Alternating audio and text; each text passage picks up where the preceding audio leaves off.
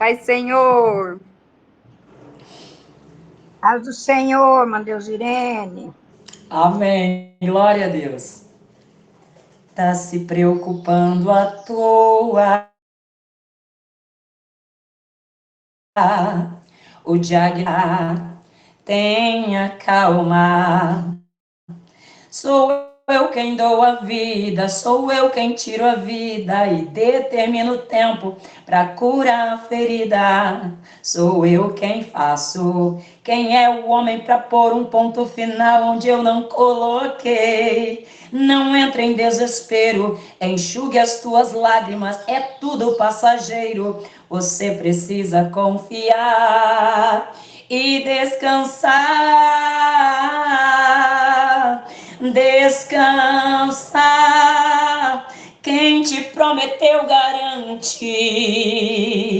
Descansa, esse mal não é para morte.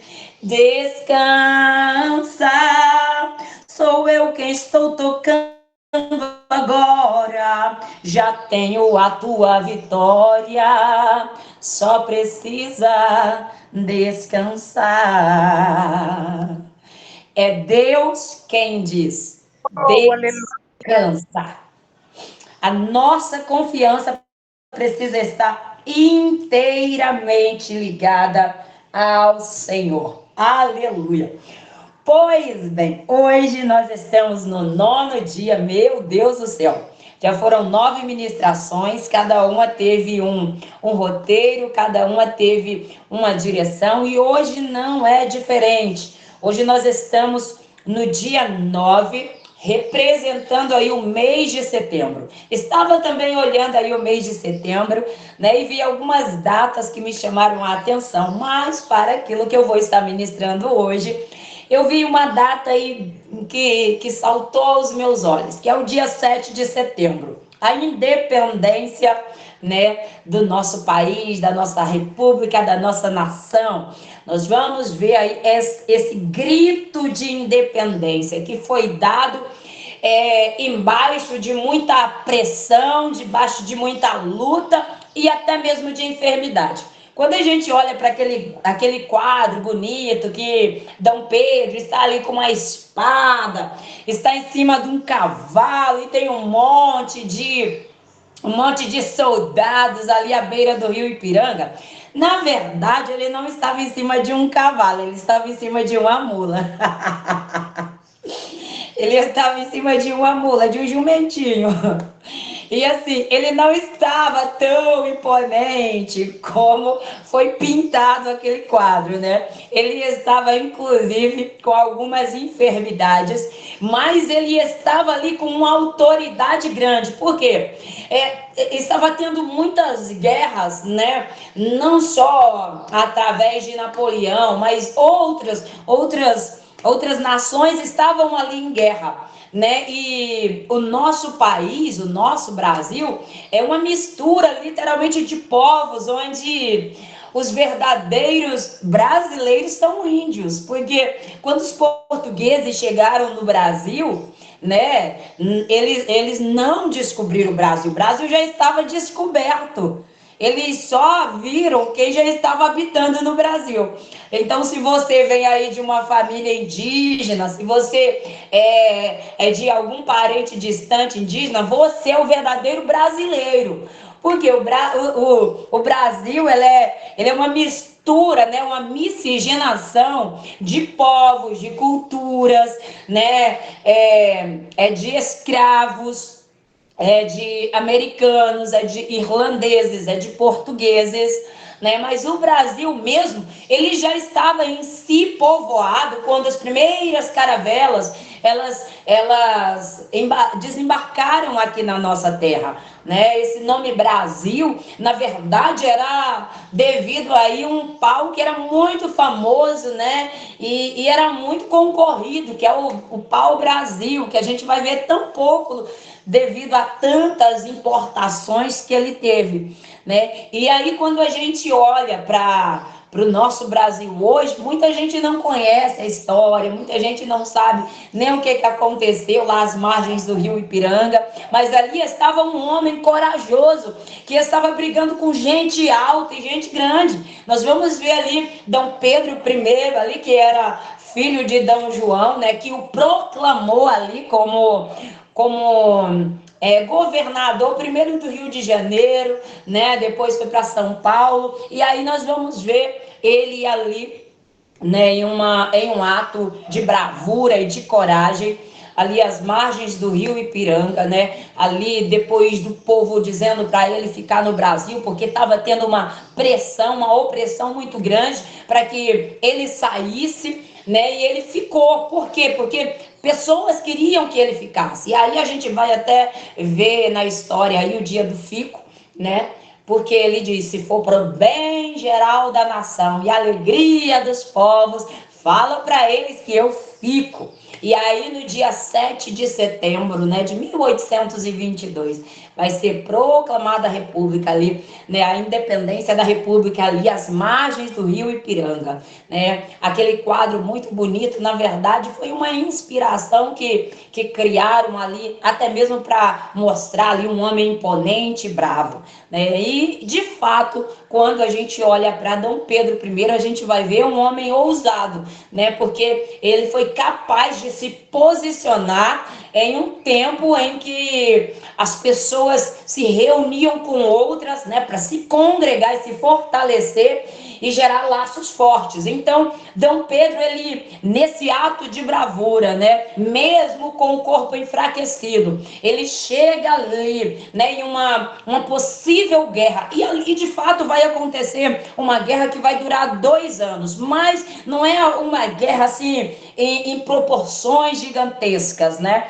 É por isso que dizem que o Brasil, ele não houve uma guerra, porque não foi a guerra como a gente vai ver nos dias atuais, né? Com bomba para lá, bomba para cá, né? Então, teve sim um período de luta, um período de resistência. Esse período durou 2 anos, né? Por quê? Porque um homem, né, bravo, cheio de força, cheio de autoridade, esteve à frente dessa nação, dizendo: olha, eu vou ficar, e porque eu vou ficar, eu quero então declarar aqui para vocês. Hoje, o que vocês querem? Vocês querem independência ou querem morte? E aí aquele povo que estava ali, que não era tanto, disseram: nós queremos independência, né? Nós sabemos que nós somos totalmente dependentes de Deus. Nós não somos independentes. Nós temos uma ligação muito estreita com o Senhor. Porque quando o Senhor Jesus morre lá na cruz, né, ele derrama o seu sangue sobre todo o pecado da terra, né, caindo sobre todos nós. Então, quando eu aceito o Senhor Jesus, eu estou dando um grito, eu estou dando um brado, eu estou dizendo: não vivo mais eu, mas Cristo vive em mim. Eu não sou independente, eu sou totalmente dependente do Senhor. O nosso Brasil, no dia 7 de setembro de 1822, ele recebeu o brado de vitória de um homem que desejou ser independente de outros países, que não queria mais estar ligado com Portugal, mas queria que aqui fosse um país livre e liberto.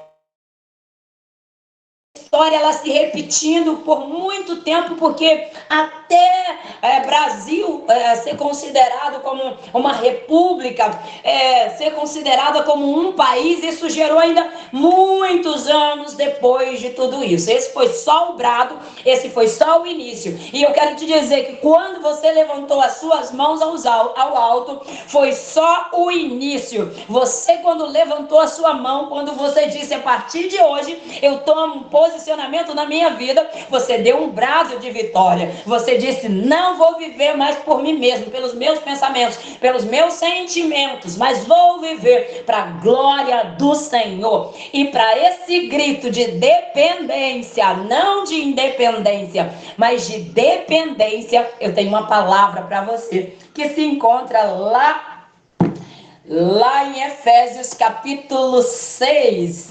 E hoje nós vamos falar sobre a armadura de Deus. Aleluias!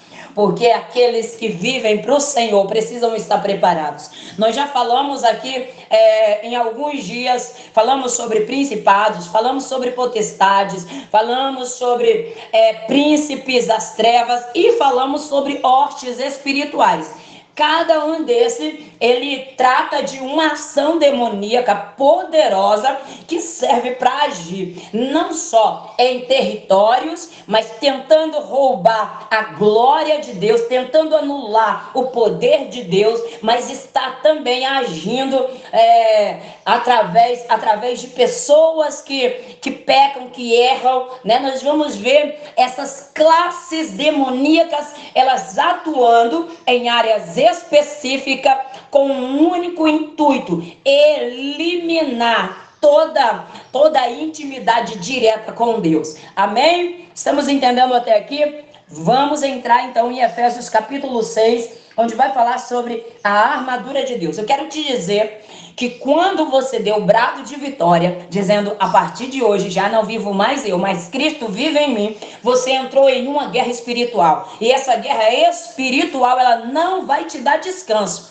Ela nem mesmo quando você estiver dormindo. Aí a gente traz à memória aquele salmo: em paz me deito e em paz me levanto. Por quê? Porque o Senhor cuidou de mim. O Senhor esteve velando o meu sono. Então, enquanto você dorme, o inimigo, ele pode atuar. Porque você está em uma inércia, né? O teu espírito está ativo, mas o teu corpo está adormecido.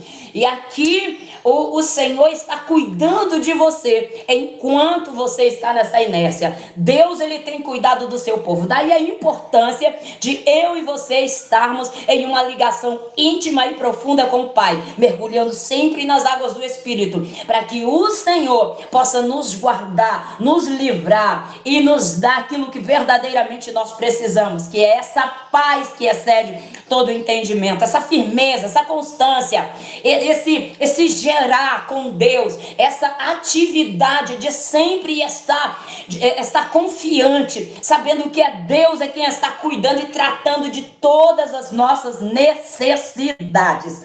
Aleluias! Eu quero ler aqui Efésios 6, a partir do 13, porque nós ficamos algum tempo aqui dentro do versículo 12, né? Então agora nós vamos passar para os versículos seguintes, né? É a partir do 13. Portanto, tomai toda a armadura de Deus, para que possais resistir no dia mau, portanto, tomai toda a armadura de Deus, para que possais resistir no dia mau, e havendo feito tudo, ficar firmes. Estais, pois, firmes, tendo cingido os vossos lombos com a verdade, e vestida a couraça da justiça, e calçado os pés na preparação do evangelho da paz, tomando sobretudo o escudo da fé, com o qual podereis apagar todos os dardos inflamados do maligno. Tomai também o capacete da salvação, a espada do Espírito, que é a palavra de Deus, orando em todo tempo, com toda a oração e suplicar, e vigiando. Eu acho que o versículo 18 dá uma pregação, capaz que eu deixo ele de lado.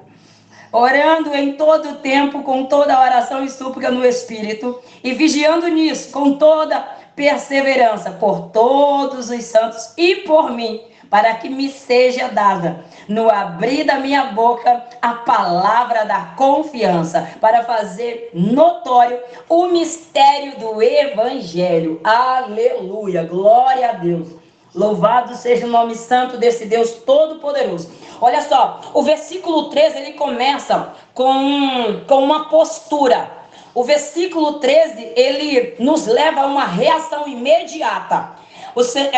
Paulo está aqui falando através do Senhor para um povo. Ele diz, olha, depois que vocês entenderam com quem vocês estão mexendo, depois que vocês entenderam que a cidade de vocês pode ser um alvo e o inimigo pode estar trabalhando, ele pode estar aí com um príncipe agindo aí às escondidas e enviando não só as suas potestades, mas os seus príncipes e também as suas hostes. Depois disso, vocês vão prestar atenção, porque eu quero que vocês se vistam. Meu Deus, isso aqui é muito forte, ó. Tomai toda a armadura de Deus. Não é só a saia, não é só a blusa, não é só o chapéu, não é só o sapato. O Senhor está dizendo, usai toda.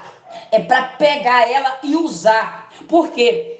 Qualquer área descoberta é um ponto vulnerável para o inimigo trabalhar. Lembra de ontem? Ontem nós falamos sobre Golias. Golias era um homem que estava preparado. E como eu disse ontem, se Golias estivesse do lado do exército de Israel, era o soldado invencível, como eu até brinquei, era o soldado do futuro, que ninguém consegue destruí-lo. Mas Golias, ele estava do lado errado. Mas por que eu trago aqui Golias? Porque Golias, ele tinha um capacete impenetrável, ele tinha uma couraça que não passava nada, e aquele negócio era pesado e quente, né? Ele tinha um cinto para segurar, né? Não só a sua espada, mas segurar também, né? E dar sustentabilidade ali para aquela couraça, né? Ele tinha esse cinto segurando, ele tinha calçados, ele tinha caneleira, o seu calçado era firme para, se caso ele precisasse correr, subir uma montanha, ele tinha essa agilidade, porque os seus calçados lhe davam essa facilidade. Quando nós olhamos para Golias, nós vamos ver um homem totalmente preparado. E olha só, não é porque Golias nasceu para ser um herói de guerra, não foi porque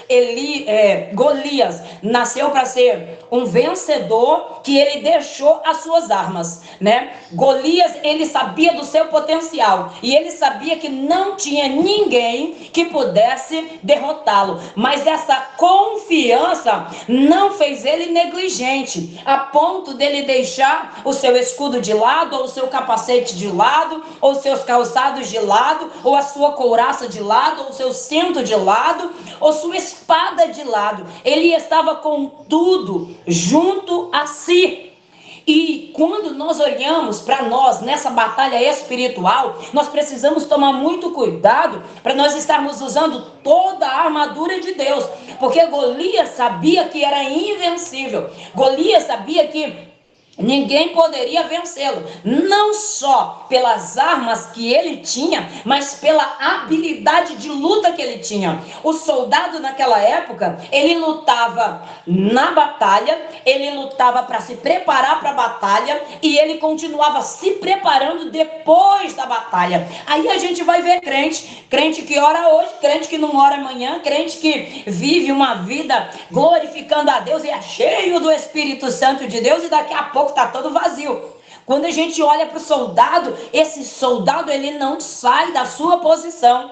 Quando nós olhamos para Golias, apesar da sua segurança, apesar da sua confiança, apesar de tudo isso, ele estava com tudo em seu corpo. Ele não deixa de lado a sua espada, ele não deixa de lado a sua lança, ele não deixa o seu escudo, ele não deixa o seu capacete. Eu quero te dizer, igreja do Senhor, um desses utensílios deixado de lado é vulnerabilidade, ponto certeiro, para o inimigo entrar e fazer bagunça, para o inimigo entrar e gerar setas inflamadas a ponto de te atormentar. Precisamos usar não só uma ou a metade, mas toda a armadura de Deus. Quando Paulo ele escreve sobre a armadura de Deus, ele estava dentro da prisão romana. E dentro dessa prisão romana, ele percebe os hábitos naturais desses soldados. Esses soldados, eles não descansam. Paulo está observando e por isso ele vai falar sobre essa armadura espiritual, baseado naquilo que ele está vendo no soldado romano. O soldado romano, ele usava sempre o seu capacete. O seu capacete precisava estar lustroso. A sua couraça precisava estar lustrosa. Porque dependendo do clima, se tivesse sol e eles estivessem ali a favor do sol, as suas vestes, o seu capacete, a sua couraça, ela gerava uma iluminação a ponto de desfocar a visão do seu inimigo. Então a sua armadura, ela precisava sempre também estar bem ilustrada, né? O escudo daquele soldado era feito de couro, né? E era permeado por água. Por quê? Se caso o inimigo viesse, né, e lançasse dardos e lançasse algumas flechas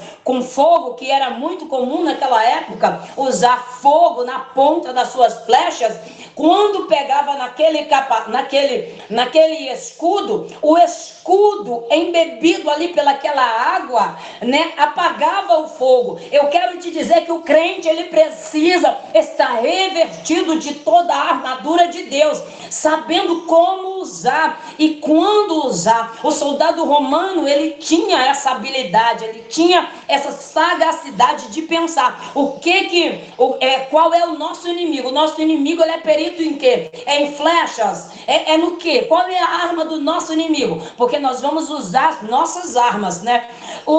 Quando Paulo olha para o soldado romano está calçado. Aqueles calçados não eram confortáveis, mas aqueles calçados davam agilidade para aquele soldado ele andar em qualquer terreno sem gerar preocupação nele.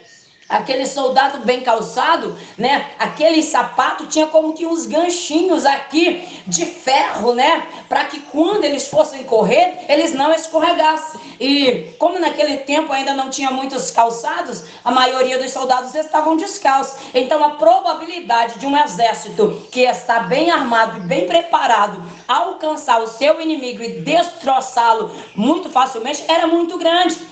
E quando Paulo ele olha para esse soldado romano, quando Paulo verifica como esse soldado romano se porta, ele então vai gerar aqui a armadura espiritual. E Paulo começa a observar, opa, esses homens têm capacete, esse capacete serve para isso. Então, certamente no mundo espiritual há um capacete também. Quando ele olha para aquela couraça protegendo aqui, porque uma flecha lançada, né, no peito de alguém podia paralisar na hora, pegando no coração. Então aquela couraça pesada, dura, ela servia para proteger. Quando Paulo ele olha para aquilo ali, ele diz, com certeza Deus tem uma couraça poderosa para mim também. Quando Paulo ele percebe aquele cinto segurando aquela armadura, para que aquela armadura ela não viesse, né, deslocar, sair do lugar, porque era um negócio duro, né? E para isso ele precisava estar segurando e firmando. Quando ele olha, com certeza nós temos um cinto também. Deixa eu pensar, porque certamente tem um cinto. Quando ele olha para os pés, os soldados estão calçados. Esses sapatos vão dar agilidade. Esses sapatos vão dar a garantia do avanço mais rápido. Quando ele percebe ali aquele escudo não é simplesmente feito de pau. Aquele escudo não é simplesmente feito com materiais simples, não, porque eles não tinham muita estrutura, mas eles tinham sabedoria. Então quando eles pegam aquele escudo, fazem ele de um determinado pau, coloca ali um couro grosso, embebe aquele couro, meu amigo, eles avançam com tanta rapidez, com tanta facilidade. Paulo está olhando para isso e está dizendo, eu sei qual é esse escudo aí, eu sei o que Deus vai através de nós, para nós gerarmos esse escudo. Quando Paulo percebe que aqueles homens têm espadas, e as espadas naquela época não era um instrumento que muitos soldados tinham, quando Paulo ele percebe essa espada, ele vai ver esse poder de ação, né, muito maior. Por quê? Porque imagina um soldado, imagina um grupo lutando com paus, com varas, e só com arco e flecha. Agora imagina um outro soldado com um escudo, avançando, com uma espada, matando. Imagina a rapidez e a agilidade para destruir o seu inimigo. Quando Paulo observa tudo isso, ele começa a meditar. Vou falar para o meu povo. O meu povo tem essa armadura completa. Vou falar para o meu povo que o meu povo, eles têm com que se defender também. O inimigo, ele vem bem aparelhado. E eu quero te dizer, querida, assim como Golias, o inimigo das nossas almas, se nós não tivermos a presença de Deus, ele é imbatível, ele vence com muita facilidade. Eu quero te dizer que se nós não estivermos cobertas pelo Senhor, somos uma presa muito fácil para o nosso inimigo. O nosso inimigo, ele sabe lutar, ele sabe a hora de lutar, ele sabe com que armas vai lutar e ele sabe quando te atacar. Então eu preciso estar em constante vigilância, caso contrário, o Golias vem e me destrói com muita facilidade. Golias não destruiu aquele povo naquele dia, porque chegou um Davi de visão. Eu vou não no meu nome, eu vou no nome do Senhor. Ainda tem homens, ainda tem mulheres que têm essa visão de águia. Aqui não, porque aqui tem couraça, aqui tem capacete, aqui tem cinto, aqui tem escudo, aqui tem espada, aqui tem sapato, aqui tem lança, aqui tem gente que está preparado para essa batalha. Aleluia! Oh, aleluia! Oh, Deus fiel, aleluia! Portanto, tomai toda a armadura de Deus, para que possais resistir. Resistir no dia mau. Aqui está falando de uma resistência contra poderes demoníacos que vêm na nossa direção. E eu não te digo que ele vem só na segunda, só no domingo, só no feriado, só no carnaval. Ele vem todos os dias. E a palavra do Senhor está dizendo, ele está ao nosso derredor, bramando como leão, tentando tragar alguém. Ele está rugindo por aí. Então fica ligeiro, fica esperta, porque Deus cuida de quem está perto dele. Eu vou repetir isso aqui.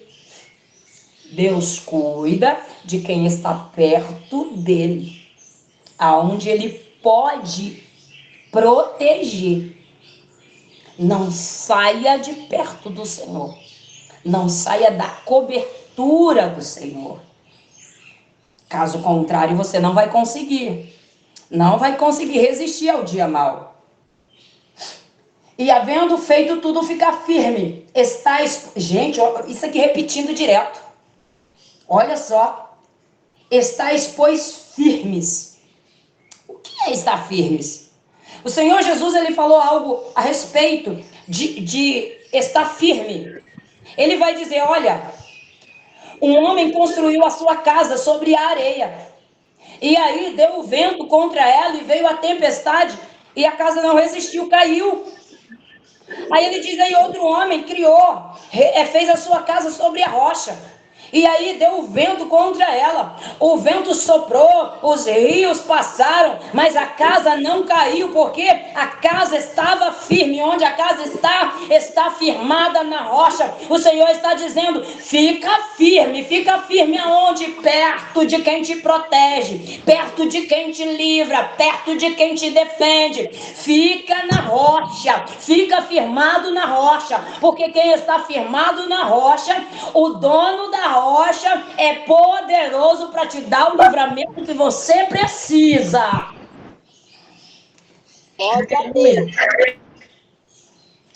Olha só, estáis, pois, firmes, sim, tendo cingido os vossos lombos com a verdade.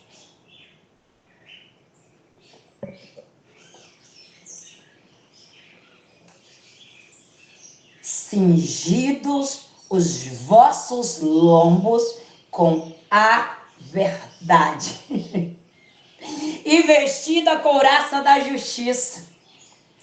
E vestida a couraça da justiça. Meu Deus!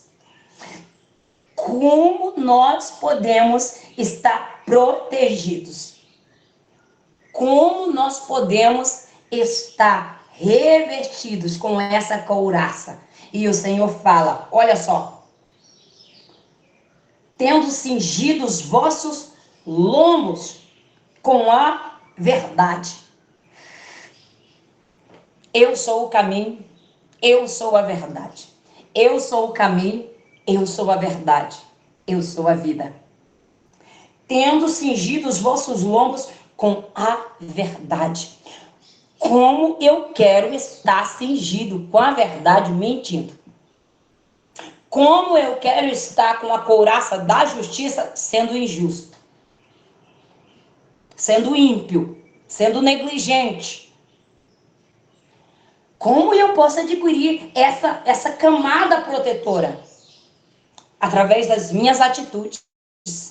Quando nós olhamos aqui para a armadura de Deus, nós estamos percebendo uma atitude e um caráter irrepreensível.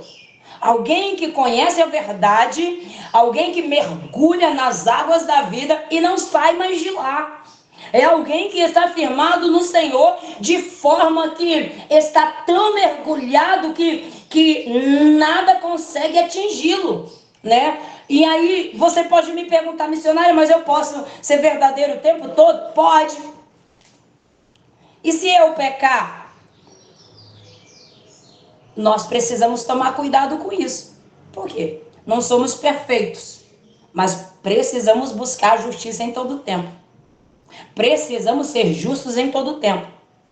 Não somos perfeitos. E a palavra vai dizer que não tem nenhum justo sequer nessa terra, né? E quem diz que é justo já está mentindo, né? Mas como nós podemos adquirir essa justiça? Errando menos. Se você sabe que tem um buraco na tua frente e você caminha em direção a ele, você está ou não está disposto a cair nele? Se você sabe que ele está à frente. Se você sabe que na tua rua tem um cachorro perigoso e você sai sem nenhuma medida protetiva, você está ou não está correndo sério risco? Quando nós fazemos algo, né? E em algum momento nós vamos errar, em algum momento nós vamos cair em alguma cilada, que nós venhamos correr para o arrependimento, que nós venhamos rapidamente buscar aquele anelo que nós tínhamos com o Senhor. Não é a questão de, meu Deus do céu, hoje eu errei e eu tô distante da eternidade, Deus nunca vai me perdoar. Não é desse jeito. João vai dizer, filhinhos, não pequeis, filhinhos, não erreis. Mas se em algum momento vocês errar, saiba que vocês têm um advogado fiel. O que João está dizendo aqui? Eu sei que não podemos ser perfeitos o tempo todo, mas se por alguma ocasionalidade viermos a errar, saiba que você tem um advogado. Uma certa vez uma amiga minha disse, missionário, eu sei que eu estou condenada para ir para o inferno. Eu disse, como assim, minha irmã? Ela disse, eu sei que eu estou condenada para ir para o inferno, porque eu errei, é uma acusação tão grande sobre a minha vida. Eu sei que eu não vou para o céu. Aí eu comecei a rir, né? Porque quando as coisas estão sérias demais, eu começo a rir. Eu sorrio de nervoso. E aí, ela disse, por que você está rindo? Qual o motivo da graça? Eu disse, o simples fato de você estar preocupada em ir para o céu, em ir para o inferno, o único fato de você estar preocupada em ir para o inferno, já indica que há um arrependimento no teu coração. Já indica que o Espírito Santo não se afastou da tua vida. Eu disse, minha irmã, o único pecado que te leva para o inferno direto é blasfemar contra o Espírito Santo de Deus. Se você errou, você está errando na carne. Hora nenhuma eu ouvi você dizendo que foi por causa do Espírito Santo que deu tudo errado na tua vida. E aí ela começou a pensar e eu disse, minha irmã, isso é invenção do inimigo para te tirar da graça de Deus. E quantas pessoas que cometem um erro e se sentem tão acusadas que não conseguem se perdoar, que não conseguem mudar mais de vida. É capaz de perdoar pecados horrendos dos outros, mas quando é consigo, gera uma barreira tão grande que é quase impossível de ultrapassá-la. E precisamos entender que essa couraça da justiça, ela não veste pessoas 100% perfeitas, mas são pessoas imperfeitas que todos os dias tentam melhorar, todos os dias tentam buscar a verdade de Deus, todos os dias tentam romper os seus limites, todos os dias tenta, passar de fase, e isso faz com que o Senhor olhe para mim e diz, eu vou continuar cuidando de ti, eu vou cuidar, te proteger, eu vou continuar te protegendo, eu vou continuar te dando livramento, porque a arrependimento. Tem gente que comete um pecado e continua fazendo, vai virar uma iniquidade, uma transgressão imperdoável. Por quê? Porque errou e não saiu do pecado. Aí a gente vai ver em alguns casos aí, gente se prostituindo, adulterando e tá dizendo, ai, Deus ele me entende, Deus me perdoa. Deus entende sim. Agora, se você continua no caminho do erro, você não está servindo a Deus. Você está servindo a Satanás. Todos nós podemos em algum momento errar. Todos nós em algum momento podemos sair da graça, da presença do Senhor. Em algum momento isso pode acontecer? Pode sim. Por quê? Quando o Senhor fala através do seu profeta, olha, cuide para que você não caia. Ele está dizendo, há uma possibilidade de queda. Cuide para que não caia, há uma possibilidade. Mas se em algum momento acontece, que nós venhamos fazer como Pedro. Pedro, ele olha para o Senhor e diz, Senhor, eu nunca vou te negar. E o Senhor diz, antes que o galo cante, as 3 vezes, você já me negou. E aí Pedro, jamais. E aí quando Pedro nega, ele cai aqui dessa graça, ele corre angustiado, porque ele viu que ele cometeu um erro contra o Senhor Jesus, E aí quando ele reconhece isso, ele vai então entrar em um caminho de arrependimento. Poxa vida, como eu que disse que nunca ia fazer, ele estava em pé. Você está em pé. Se por acaso ou por infelicidade uma das irmãs daqui ou da sua igreja mesmo cair, saiba, querida, que houve muita invenção, muita investida sobre ela até que ela caísse. E se ela caiu, não é hora de você jogar mais peso, mas é hora de você ajudá-la. É hora de você orar por ela. É hora de dizer, olha, eu sei que o que você cometeu foi um pecado, foi um erro, mas há um caminho de justiça que você pode novamente trilhar. Por quê? A primeira coisa que Satanás usa dentro da justiça é a injustiça. Ele vai sempre dizer, olha, você é indigno, você não merece, você não pode, você é injusto agora, você quebrou a cara agora. Então, essa pessoa que estava em pé e o inimigo foi trabalhando por anos até derrubá-la, e ela agora tá no chão, a primeira coisa que vem é uma sobrecarga muito pesada sobre ela. E aí, eu, como serva do Senhor, preciso trazer ela de volta. E como eu vou trazer ela de volta? Não, Jesus te perdoa. Não, eu sei que você pecou. E você reconhece isso. Você agora quer caminhar de volta? Porque tem um caminho. Qual é o caminho? Eita, Jesus Se cheiroso. enojar. Se enojar tanto disso, a ponto de nunca mais desejar cometer o mesmo erro. Nós precisamos ser proclamadoras das boas novas. Não é porque alguém estava na casa do Senhor e caiu que ele é indigno, ele é injusto, ele nunca mais pode voltar. Pode ser que ele nunca mais tenha força se não tiver outra pessoa para fortalecer ele, para capacitar ele, para ajudar ele a enxergar de novo, porque o peso do pecado é grande demais, principalmente quando é um pregador, é um cantor, é um missionário, qualquer coisa que está fazendo a obra do Senhor, é um líder, quem for, o peso é muito grande. Então, a primeira coisa que o inimigo vai usar é arrancar essa couraça que você tinha antes. E uma vez que ela é arrancada, ele vai continuar jogando seta, vai continuar jogando dardos. E isso é peso e sobrepeso, a ponto daquela pessoa nunca mais sair dali, se não tiver alguém misericordioso e compassivo para se colocar. É por isso que o profeta vai dizer: poxa, cuidado para que não caia. Cuidado. E João vai dizer: olha, não peca. Mas se pecar, saiba que você tem um advogado. Sabe por que João está dizendo aqui? Tem um caminho de volta. Tem um caminho de volta. Eu quero te dizer que enquanto tiver vida dentro da tua família, tem volta. Não é porque um dia ele saiu da presença que ele nunca mais pode voltar. Ele pode voltar. Ora por ele. Batalha por ele. Mostra o caminho do arrependimento para ele. Mostra a transformação que pode haver e que ele pode ser muito melhor do que ele era. Lembra de Paulo, de Pedro? Pedro, quando ele erra e o Senhor vai... Gente, é o próprio Jesus que vai atrás dele.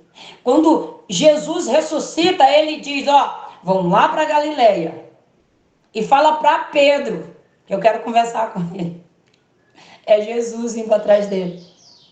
Quem é a imagem e semelhança de Deus, queridas? Quem é aqui nessa terra? Quem é? É eu e você. Então quem é que vai fazer o papel de Jesus aqui na terra? É eu e você, através do Espírito Santo de Deus nos conduzindo. Através do Espírito Santo de Deus. Nós somos embaixadores. Nós somos o quinto evangelho. Nós somos aquele que vai anunciar, mas que vai também ajudar aquele irmão que caiu. Aquele irmão que em algum momento cedeu e a couraça caiu. E agora ele está cheio de enfermidades e está cheio de inflamações infernais. Porque é isso que o inimigo gera. Quando você peca, quando você sai da presença, quando você está ali sendo torturado, essa capa, essa proteção que o Senhor coloca sobre nós, ela é desfeita quando nós pecamos. E aí o inimigo trabalha de forma tão pesada. E é por isso que tem gente que nunca mais voltou para a casa do Senhor. Porque alguém não disse assim: vem que eu seguro na tua mão. Eu vou te ajudar. Você não vai morrer aí. Tem um caminho de volta. O Senhor foi atrás de Pedro. Vai atrás de alguém também. Aleluia. Aleluia. E calçados os pés na preparação do evangelho da paz. Calçando os pés com o evangelho da paz. Olha só o que diz lá em Atos 1:8. Mas recebereis poder quando o Espírito Santo descer sobre vós, e serão minhas testemunhas até os confins da terra.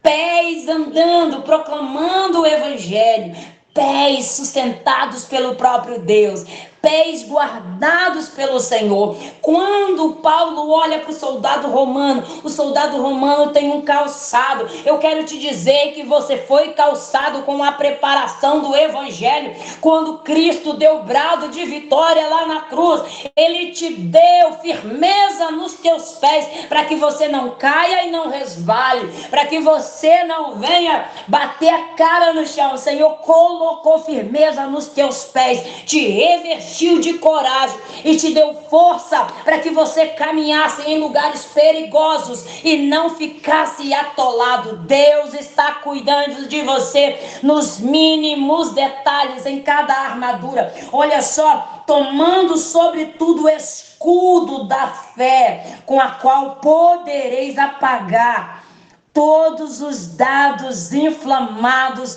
do inimigo. Há um escudo. Olha o que Hebreus capítulo 11, verso 6 diz: sem fé é impossível agradar a Deus. Quem dele se aproxima precisa crer que ele existe e recompensa aqueles que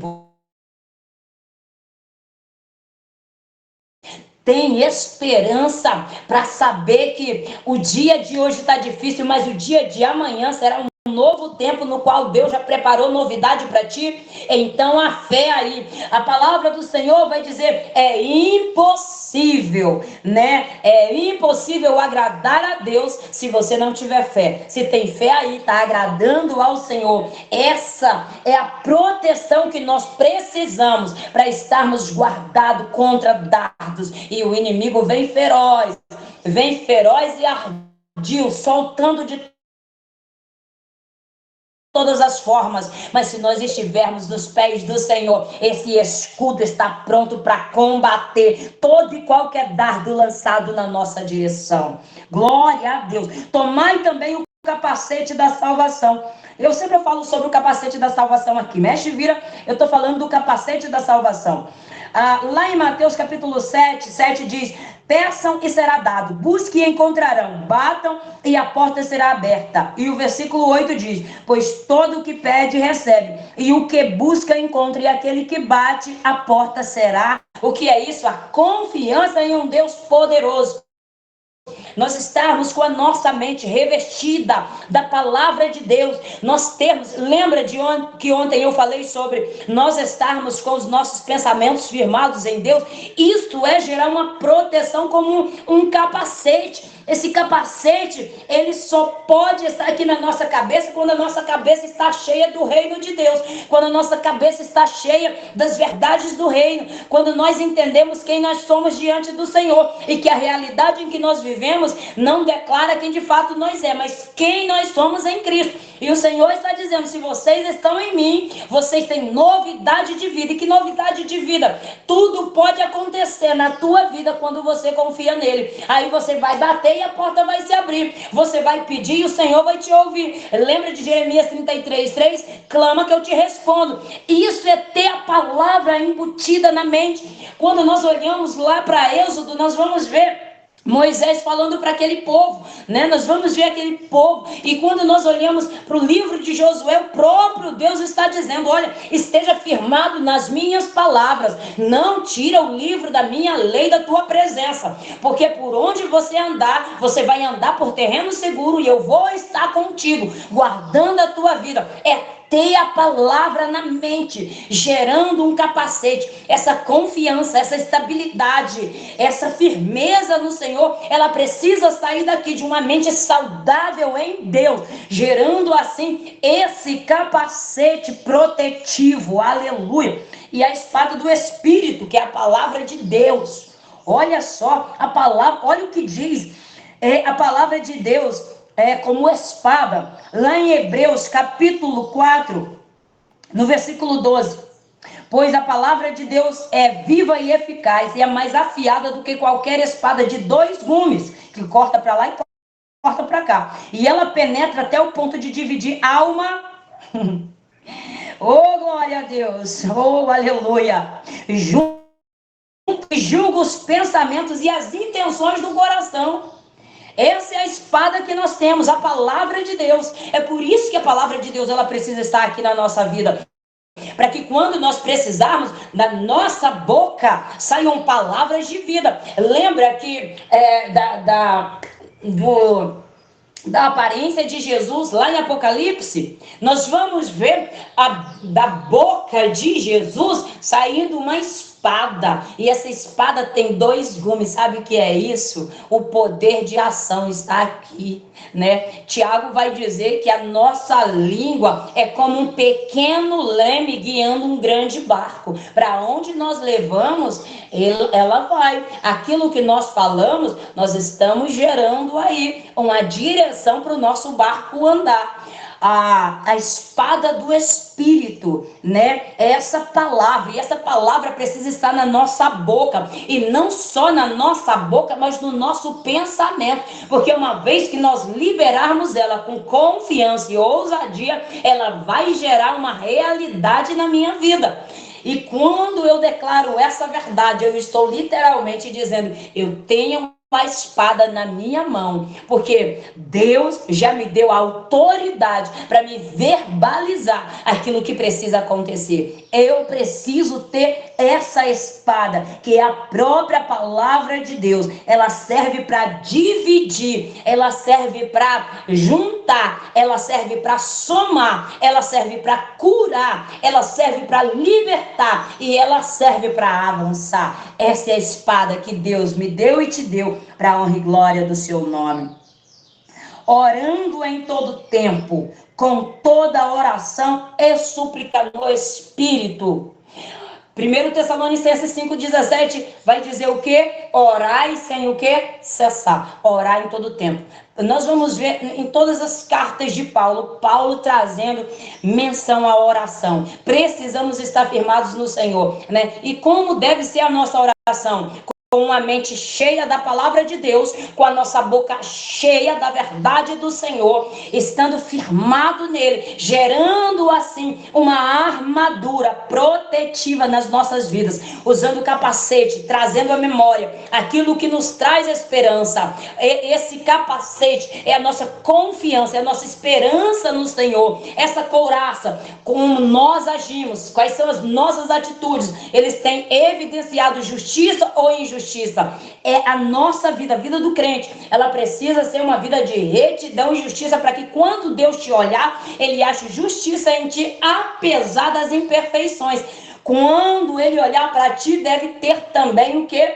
O cinto da verdade, que é o próprio Jesus. Quem está em Cristo, ele vive na verdade. Quem está em Cristo, ele precisa declarar essa verdade. E esse cinto é a nossa segurança, é a nossa confiança. Saber que Deus está nos protegendo por todos os lados. É por isso que eu e você não podemos sair debaixo dessa proteção, porque é essa proteção que nos garante segurança e confiança. Ainda nos deu os calçados, né, da preparação do evangelho. Não só estarmos firmados na palavra, não só termos na nossa boca a verdade, não só agirmos com atos de justiça, mas sermos sinceros o tempo todo, mas estarmos também preparados dentro dessa verdade para levar salvação e libertação para outras pessoas que estão do lado de fora. Aleluia! E continuar perseverando, depois de estar toda revestida com essa armadura, eu preciso perseverar. Não adianta eu usar a armadura hoje e me desarmar amanhã.